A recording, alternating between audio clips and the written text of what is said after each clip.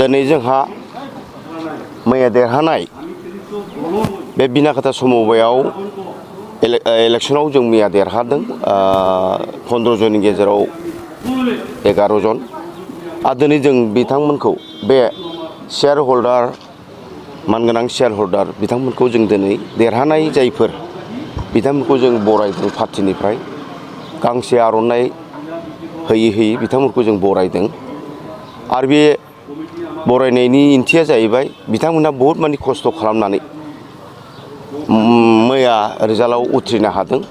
11 जन बिथांमोनहा जोंनि बिपिएफ दोलो जानानै गेलेदोंमोन ओमफ्राय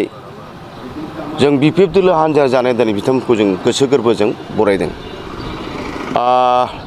बिनिफ्राय गोजोनथाव खौराङा बेनो जिहेतु बाव माखासे जोङो बिपिएफ जानानै बिपिएफनि माखासे नेताफ्रा बिथांमोनखौ हेफाजाब होदों बिथांमोनखौ मोजाङै गेलेनो थिनदों खुनु बाव दावराव दावसि जानाङा खारन बेयो शेयार हल्डारफोरनिसो इलेक्सन बे समबाय इलेक्सना बेयाव बे इलेक्सना जेनेरेल नङा आरो बे थिग बे जों जेरै बुंदों बिथांमोना बेबादिनो इलेक्सना गोजोनै जानानै थांदों जेबो दावराव दावसि जायाखै जोंनि तरफनिफ्राय जोङो खावलायनाय बादियै बिथांमोनहा खालामदों आरो खुब डिसिप्लिन बायदि बे जिनिसा जानानै थांदों ओमफ्राय मोनसे जोंनि बिपिएफ हान्जानिफ्राय गोजोनथाव खौराङा बेनो जिहेतु जोङो समबाय इलेक्सनखौ जोङो गुरुत्थ' लायाखैमोन बेयो जाहैबाय समबाय इलेक्सना जाहैबाय शेयार पार्सनफोरनिसोमोन नालाय शेयार हल्डारफोरनि दिनै खिन्थु नुनो मोनबाय जोङो इउपिपिएल आरो बिजेपिफ्रा बिथांमोनहा थाखा फैसा गारनानै जेबादि बे मोनथाम जितु साबकाता सराइबिल आरो दाख्लै थुरसिबिल बेयाव ओरैबायदि थाखा गारनानै बिथांमोनहा इउपिपिएल आरो बिजेपिफ्रा माने मोनसे आलादा रोखोमै जेनेरेल इलेक्सन बादि गेलेदों बेखौ नुनानै ओमफ्राय बाव जोंहाबो पार्टि हिसाबै मोदोमाव नांदों आरो दिनै जों पार्टि हिसाबै बेखौ दायथ' लादों आरो दायथ' लानानै दिनै जों बिनाकाता बे समबायखौ देरहानो हादों आरो फैबाय थानाय नैबे माखासे मोनबासो दंबावो जोंहा बुंखा गसाइगाव गाम्बारि आरो कुसुगाव आरो जलाइस्रि बे मोनबा थानाय इलेक्सना रिसेन्टलि थाबैनो जानो फैगासिनो दं